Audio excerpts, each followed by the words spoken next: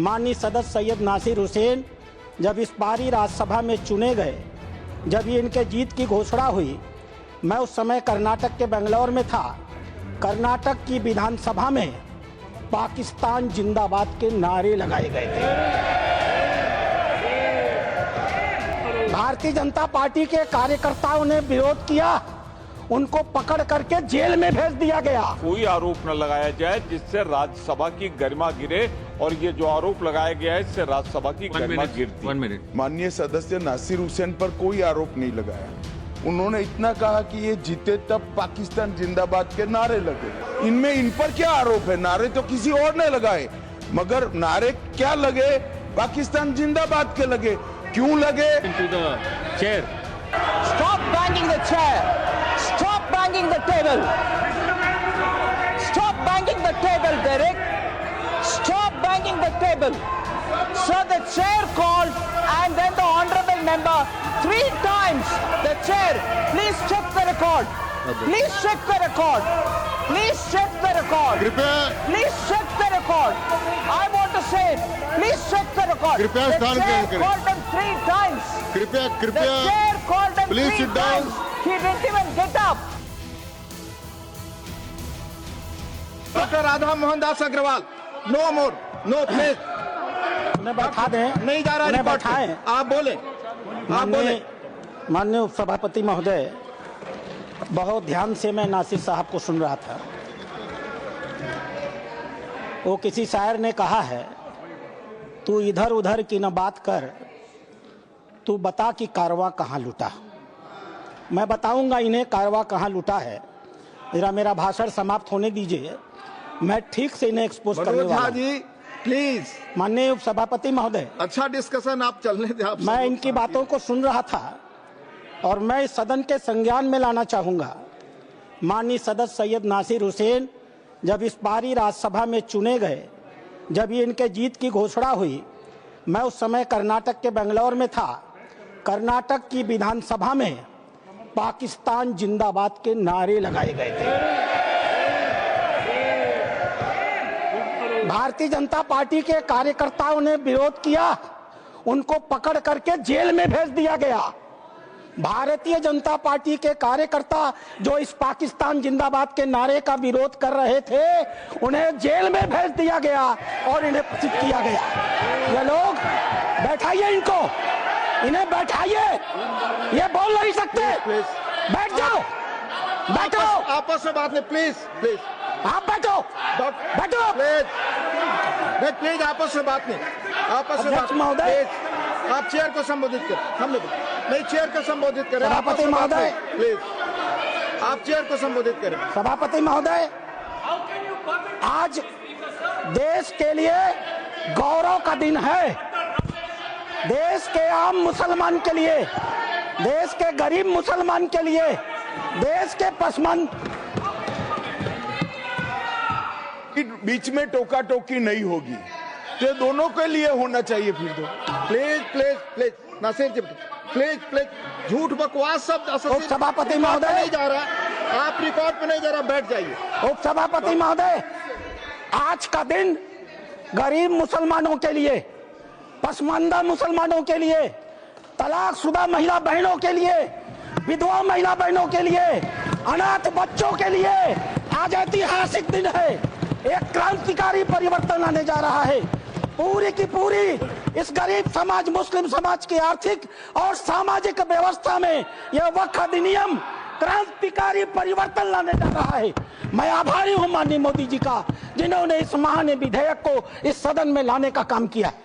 अध्यक्ष उपसभापति महोदय, हम हिंदू हैं, हम लगातार अपने समाज में परिवर्तन की बात करते हैं। हमने लगातार अपनी समाज की बुराइयों के विरुद्ध संघर्ष किया है। इतिहास पर गवाह है, हमारे यहाँ सती प्रथा होती थी, हमने सती प्रथा निषेध अधिनियम लाया। हमारे यहाँ बाल विवाह होता था, हमने बाल विवाह निषेध अधिनियम लाए।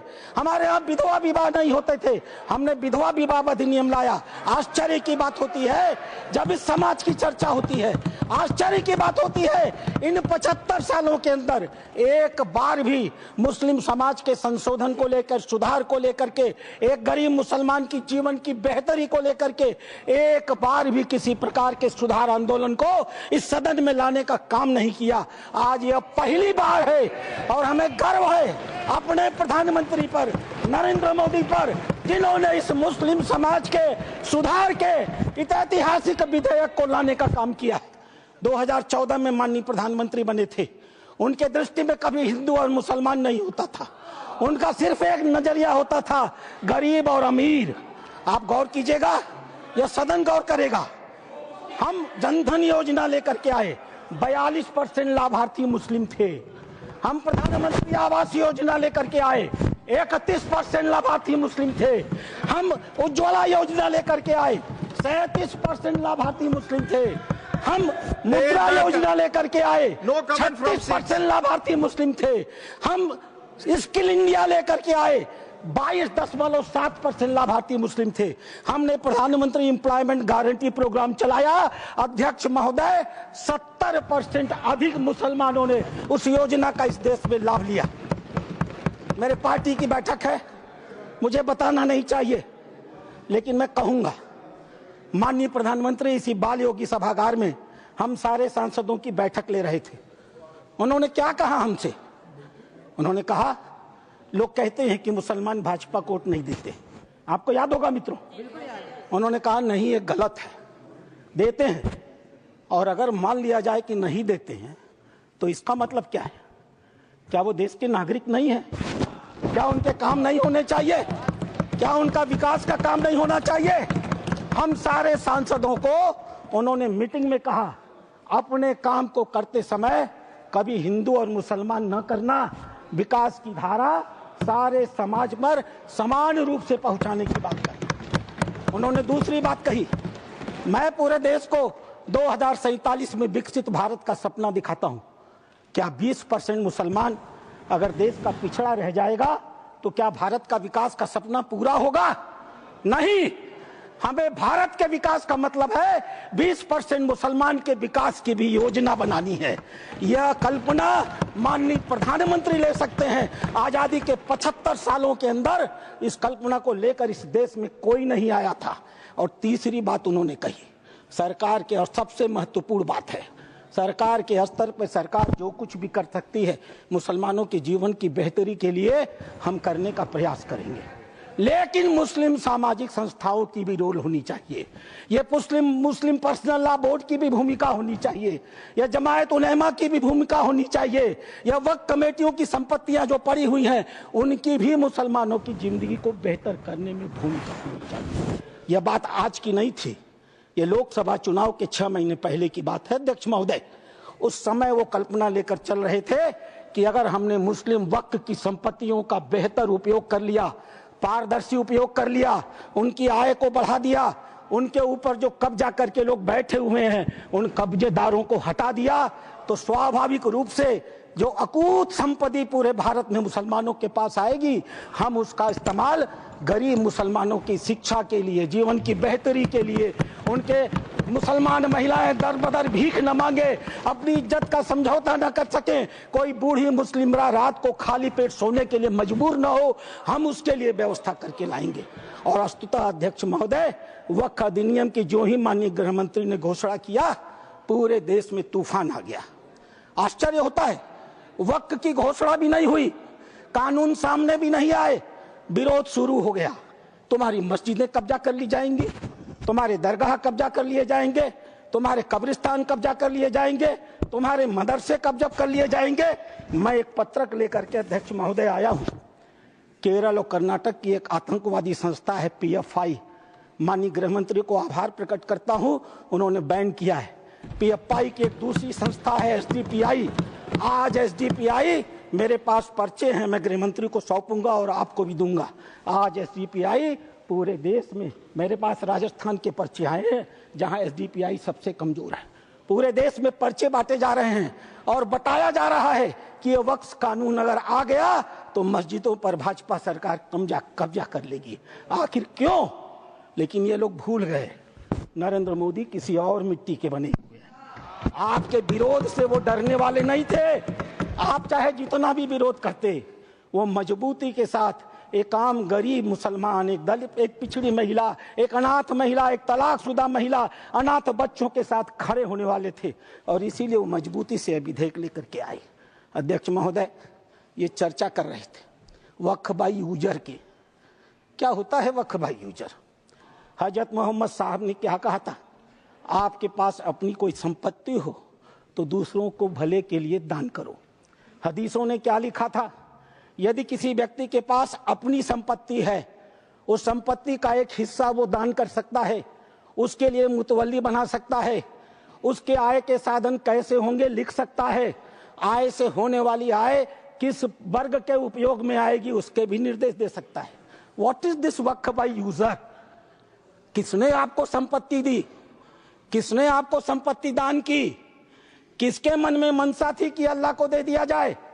एक भी आदमी ने वक्फ बाई यूजर की संपत्ति वक्फ के अधिनियम के तहत नहीं दी। जैसे फिल्मों में गुंडे हुआ करते थे, जिस औरत पर हाथ रख दी वो औरत उनकी हो गई। इसी प्रकार से इन वक्फ बोर्डों ने भू माफियाओं की तरह काम किया। जिस जमीन पर हाथ रख दिया इन्होंने, वह जमीन उनकी हो गई। आज इस मानसिकता से ये काम करते हैं। जमीनों पर मैं कानून लेकर के आया हूं। अध्यक्ष महोदय, इसी सदन में माननीय सदस्य झूठ बोल रहे थे, असत्य बोल रहे थे। 1995 का यह एक्ट है, धारा 40, द बोर्ड में इटसेल्फ कलेक्ट इंफॉर्मेशन। बोर्ड स्वतः इस बात की सूचना इकट्ठी कर सकता है यदि उसे इसका कोई कारण महसूस होता है कि यह वक्फ की प्रॉपर्टी है। आगे क्या करेगा? And it any question arises whether a particular property is a waqf property or not, whether a waqf is a Sunni or Shia board. After making such inquiry as is deemed fit, decides the question. संपत्ति पर हाथ रख दो, किसी भी संपत्ति को वक्फ board की संपत्ति कह दो और वक्फ बोर्ड खुद ही तय कर लेगा कि वो संपत्ति वक्फ की है कि नहीं है। और जिस बेचारे की संपत्ति ले ली जाएगी उसको पता ही नहीं चलेगा। और अगला वाक्य क्या है? The decision of the board on the question under section 1 shall, unless revoked by tribunal, shall be final. Tribunal ने अगर उस निर्णय को बदला नहीं तो वह डिसीजन फाइनल होगा। और उसी एक्ट का दूसरा हिस्सा है अध्यक्ष महोदय, no appeal shall lie against any decision or order whether interim or otherwise given or made by tribunal. Tribunal के द्वारा कोई भी आदेश जो दिया गया होगा उसके खिलाफ किसी प्रकार की अपील नहीं होगी। एक अपार्टमेंट में कोई परिवार चला जाए, किराए पर मकान ले ले, और ऐसी घटना हुई है अपार्टमेंट में, किराए पर मकान ले ले, अपने 4 मित्रों को बुला ले और नमाज पढ़ ले। 5वें दिन वो कह देगा हमने इस स्थान पर नमाज पढ़ी है, यह वक्फ बाय यूजर है, अब इसे वक्फ घोषित कर दो। और घोषित हो गई। अध्यक्ष महोदय, आपके पास एक बड़ी जमीन है, खाली पड़ी है, बगल में कुछ मुस्लिम परिवार रहते हैं, उन्हें नमाज पढ़ने के लिए कहीं जाना होता है, वो उस जमीन पर नमाज पढ़ ले। आप हिंदू हैं, आप मना नहीं करते। 5 दिन 7 दिन नमाज पढ़ने के बाद वो लिख के दे देंगे कि हम लोग इस जमीन पर नमाज पढ़ते थे, अब यह वक्फ बाय यूजर हो गई, अब इस जमीन पर किसी का कोई अधिकार नहीं रहेगा। माननीय संसदीय कार्य मंत्री उल्लेख कर रहे थे उस घटना का, तमिलनाडु की घटना का उल्लेख कर रहे थे। क्या हुआ तमिलनाडु में? एक रामचंद्रन नाम का आदमी अध्यक्ष महोदय, वह व्यक्ति अपनी लड़की की शादी के लिए अपनी जमीन बेचना चाहता था। वह जमीन बेचने के लिए जब रजिस्ट्रार के घर गया, ऑफिस में गया, तो पता चला कि वह जमीन उसके नाम पर ही नहीं है, वह जमीन वक्फ को दे दी गई। जब हल्ला मचा, गांव के लोग रजिस्ट्रार ऑफिस में गए तो पता चला कि उन दोनों गांवों की सारी जमीन वक्फ को दे दी गई। 1500 साल पुराना मंदिर भी वक्फ के हवाले कर दिया गया। यह होता है इन लोगों का वक्फ बाय यूजर अध्यक्ष महोदय। और आश्चर्य होता है, इन्हें बैठाया जाए अध्यक्ष महोदय, आश्चर्य होता है। मैं भी जेपीसी का मेंबर हूं, ये भी जेपीसी के मेंबर है, ये गवाह है इस बात के। मैं please लगातार जेपीसी में जितने भी विटनेस आते रहे, इनके बड़े बड़े धार्मिक मतावलंबी, मैं उनसे कुरान को कोट करके कहता रहा। मैं कुरान पढ़ता हूं, कोई बुराई नहीं है किसी धर्म को पढ़ने में। मैंने कुरान को कोट करके कहा कि मौलवी साहब ये तो बताओ कि इस कुरान में या किस हदीस में यह लिखा है कि अगर हमने कोई संपत्ति दान नहीं की तो तुम उसको वक्फ बाय यूजर मालिकाना मान लोगे। किसी के पास एक भी मेरे सवाल का जवाब नहीं दिया। इन लोगों ने क्या किया मालूम है?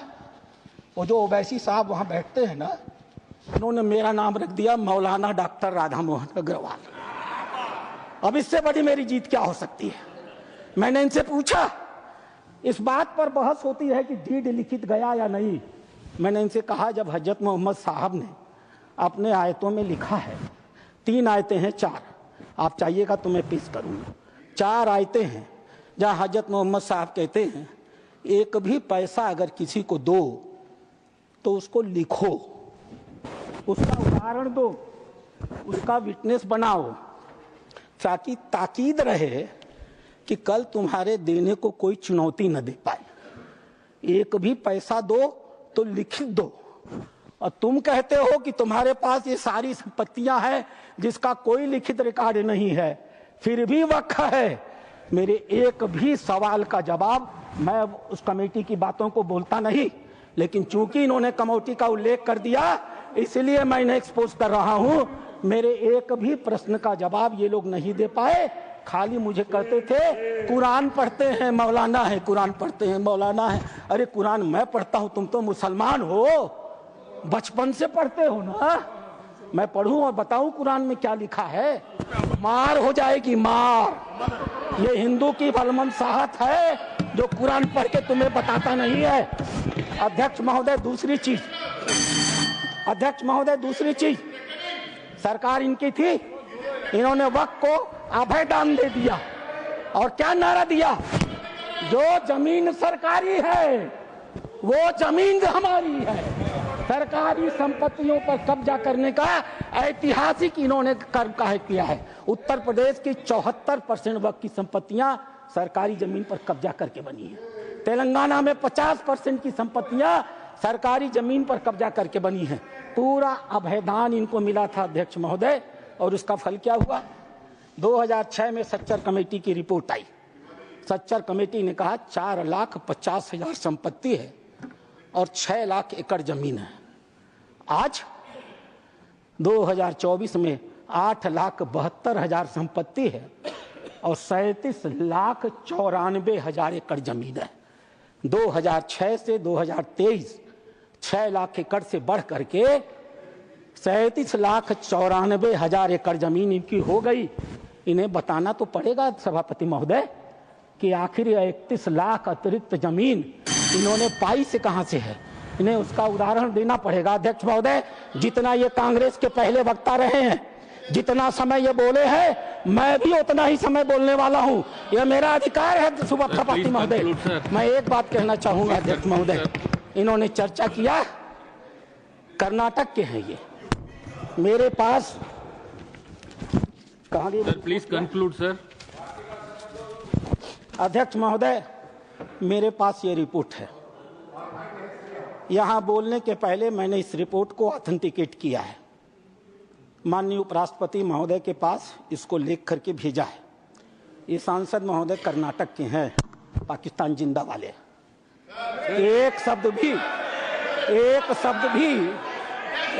शब्द भी इन्होंने इस रिपोर्ट के बारे में नहीं बोला। यह रिपोर्ट जेपीसी में प्रस्तुत हुई है, और जेपीसी में प्रस्तुत हुई है तो यह ऑफिशियल डॉक्यूमेंट है। यह रिपोर्ट मैं पढ़ूंगा अध्यक्ष महोदय, यह मेरा अधिकार है। मैं आपको बताऊंगा कि कर्नाटक के अंदर किन किन नेताओं ने वक्फ की कितनी कितनी संपत्तियों पर कब्जा कर डाला है। नाम पढ़ता हूं मैं। Kamrul Islam foreign minister, Suryavanshi ex MP, CM Ibrahim ex union minister, Rahman Khan ex union minister, Abdullah Sharif Waqf board official, N A. Haris MLA, M.A. Khalid ex CEO, Mumtaz Ahmed Khan chairman, Mohammed Sanaulla IAS, mister Sindhu Giri former minister, MF Pasha IPS, Khaneez Fatima MLA, CK Jaffer Sharif foreign minister. और एक नाम अध्यक्ष महोदय, प्लीज कंक्लूड, एक नाम अध्यक्ष महोदय, we will take it from the party सदन time की मर्यादा में। Sir, please conclude, otherwise we have to take it from the party time. मैं कंक्लूड कर रहा हूं। इस सदन की मर्यादा में मैं एक नाम लेने से इनकार करता हूं। वो इस समय सदन में है भी नहीं। नाम क्या है अच्छी तरह से जानते होंगे। अध्यक्ष महोदय, नहीं बोल। अध्यक्ष महोदय, मैं अपनी बातें समाप्त करूंगा। रामधारी सिंह दिनकर की एक कविता के साथ। सीमा पर एक सैनिक मर रहा था। मैं कंक्लूड कर रहा हूं। सीमा पर एक सैनिक मर रहा था। मरते हुए सैनिक से एक कवि ने पूछा, हे वीर बंधुदाई है कौन विपद का, हम दोषी किसको कहें तुम्हारे बद का। मरते हुए सैनिक ने कहा, यह गहन प्रश्न कैसे रहस्य समझाएं, 10-20 बधिक हो तो हम नाम गिनाएं।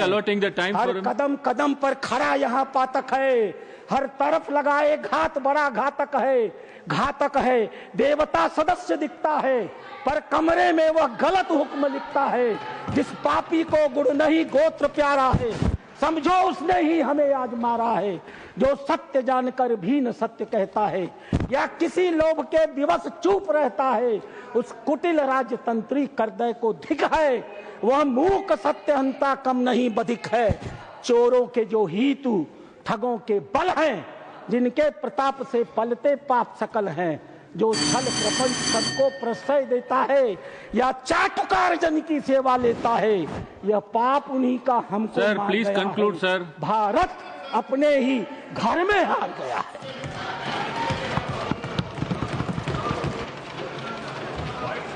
I call upon the next speaker, Mohammad Nadimul Haig.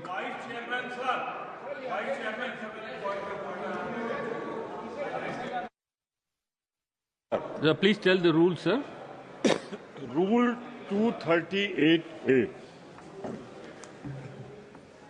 मैंने बहुत ही विनम्रता से इंतजार किया और सदन में जो एकेडमिक डिस्कशन चल रहा है ये चले शांतिपूर्वक। इस पे मैं एक बात सिर्फ आपको 238A, कोई सदस्य किसी अन्य सदस्य के खिलाफ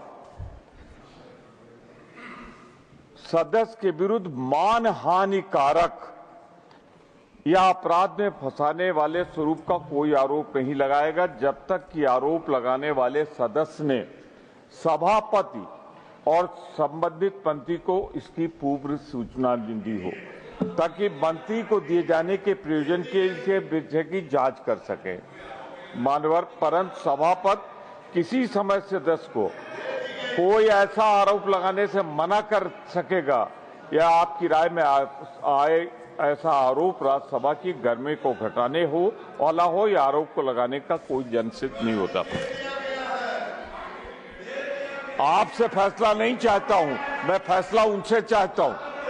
मानवर एक मंत्री का ये आचरण, मानवर जो इन्होंने आरोप लगाया है श्री नासिर हुसैन पे, उनको कोई सूचना नहीं दी गई, मंत्री को कोई सूचना नहीं दी गई। मेरा सिर्फ आग्रह है कि चर्चा शांतिपूर्वक चले, इसलिए ऐसा कोई आरोप न लगाया जाए जिससे राज्यसभा की गरिमा गिरे, और ये जो आरोप लगाया गया है इससे राज्यसभा की गरिमा गिरती। 1 minute, sir please.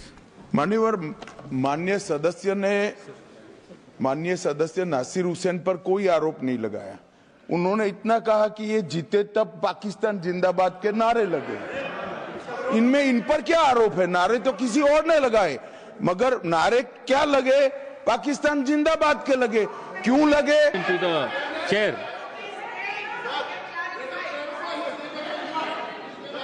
My name is called. My name is taken, sir. Sir, My name is taken. Sir, that I is- just given. Sir, that is what. Sir, Sir, when that this is what- incident happened. Sir, that is sir, what. Sir, when this incident happened, none of the people, those who were present, except one journalist, I don't know from where he came, only he heard this. After that, nobody Sir. else heard this. Then, even then, on air, I told my government, I requested my government that if somebody has done that, he has to be arrested and tried according to the law of the land. Sir, nothing will go on record. I'll call upon the next speaker, Mohammad Nadimul Haq, to speak in Urdu. Sir, you have 25 minutes.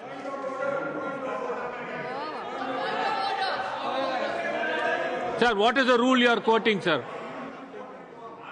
Rule 241. Kindly look at Rule 241. Personal explanation. A member has a right to give personal explanation when his name is mentioned or he has been named by some other member. Kindly go through the rules. यानी अभी बोलते expunge करेगा? Expunge कैसे करेगा? Sir, How do we expunge that? It cannot be expunged. His speech will be reviewed, sir. No, personal explanation. If somebody says something against me, which is not correct, I have a right under Rule 41 for a personal explanation. Sir, he has spoken with the permission of the chair. No. Sir, and we will review his I am in speech. the dark. Sir, we will review I his am in speech. the dark. I was not in the know. Sir, we will review I his was speech, not in sir. the know. We will review his speech. No, you cannot encroach upon the right of a member. Rule has given the authority. Sir, we will review No, his speech, sir. sir. No, sir. Sir, you can. My you can authority, take the my right assurances cannot from be the chair. We encroached will review upon. his speech. Sir, I call upon the next speaker, This is Mohammad not fair. Nadimul Haq. This is not fair. Sir, he will speak in Urdu.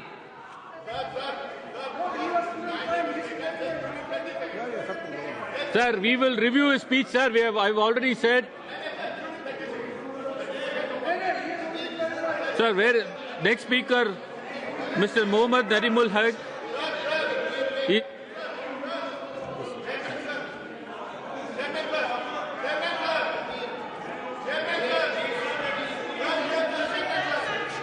I'll go to the next speaker. Sir, Mr. Mohammad Nadimul Haq.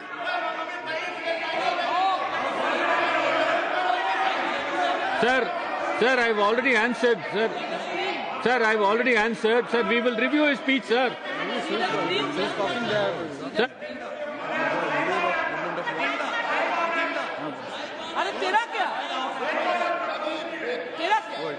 The next speaker, sir, I call upon the next speaker, sir.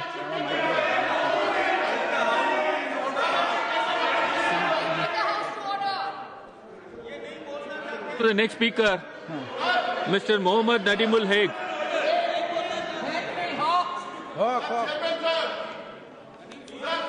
Sir, what is the rule you are referring to, sir? Please tell the rule you are referring to. 41, I say. Yes. Already mentioned. Yes. He has got every right to Sir, give a personal explanation. Sir, that is what, when his sir. name has been taken. Sir, we have already You have said. to give him the floor. Sir, we give have him already the floor. No, we have already said that his speech will be reviewed. Sir, I call upon the next speaker, Mohammad Nadimul Haq.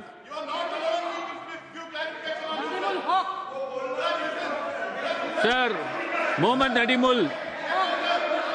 Sir, Mr. Mohammad Nadimul, please go on. Sir, thank you very much for allowing me to speak on this bill. Sir, ये जबर भी देखा है 1 minute, तारीफ sir. की नजरों ने. Sir, 1 minute, sir. When personal allegations are made, you give a chance to clarify it. Just 10 seconds. I will do that, 10 sir. seconds. I will do that. I will do that. After the speaker completes, I'll just clarify, get a clarification. You now only 30 seconds. Huh? Sir, 1 minute, sir. After the Honorable Home Minister spoke and said Honorable Member could give an explanation, the chair gave him a chance, he spoke about it. I've heard it. Many of us heard it.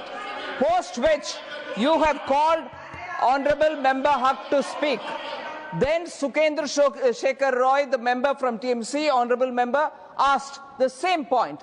But after the Home Minister spoke, the chair has given him a permission. He stood and spoke. He even went to the extent, I'll recall what he said.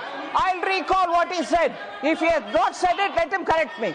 He said, none of us were present in the house. There was one journalist. Action was. All this was said after the permission was given. How many times for one reference will he have to be given the chance to speak? He was given the chance. He spoke. We all heard it. Matter closed. Then you said, called up Sukendra Shekhar Roy. How many times, sir? Please, and if Sri Nadimul Haq doesn't want to speak, call the next person. He is not getting up. Let somebody else speak. You said, oh yes, he didn't get up. 3 times the chair called. Speak. Let him speak. Let him speak. The chair called, he didn't get up. The chair called, he didn't get up. When the chair called, he didn't get up. Stop banging the chair. Stop banging the table. Stop banging the table, Derek. Stop banging the table. So the chair called and then the honorable member 3 times. The chair, please check the record. Please check the record. Please check the record. Please check the record. I want to say it. Please check the record. The chair called him 3 times. The chair called him 3 times. He didn't even get up. Chair called him 3 times. He didn't even get up. Then move to the next speaker, yeah. What is this? He wants to speak 3 times. You want to be called 3 times. Is there some order? Chair, please, if Honorable Member Haq wants to speak, since he was called, because the chair gave him the permission, let him speak. कृपया आप सब लोग बैठ जाए कृपया बैठ जाए and if he doesn't speak how many times will he have to go back to that person? Please sit down. Please sit down. Please sit down. Please. Deve Gowda जी खड़े हैं मैं एक सूचना के साथ आपको निवेदन कर रहा हूं Honorable Chairman, yes, to speak on this bill. I am only waiting when the chairman comes because he has made an announcement yesterday for the former Prime Minister. 10 minutes we have allotted. There should not be any disturbance. For the first time after 17 years, I don't want to quote what has happened in the other house. It is not proper to mention anything what has happened in the other house. I know something, I don't want to speak. For 17 years, only 1 minute or 2 minutes, because I was only one member. I suffered, I was humiliated. Now, yesterday, the chairman has given at least 10 minutes to speak. I am waiting when the chairman comes. I will speak on this bill. There is no need of any hesitation. I am going to stand by what the Parliamentary Affairs Minister yesterday spoke. Up to 1 o'clock, I heard your speech. Up to 1 o'clock, I heard your speech. I know what has happened. I am going to speak. There is nothing to fear. I am the person who fought for the cause of the Muslims. India was there. But today, my stand, what is my stand? I am going to make it clear to the country. There is no hesitation. I will speak. Wait, madam, please. There is no question. I am waiting for the chairman to come. That's all. I am going to speak. धन्यवाद आप बैठे मानिए सुनिए please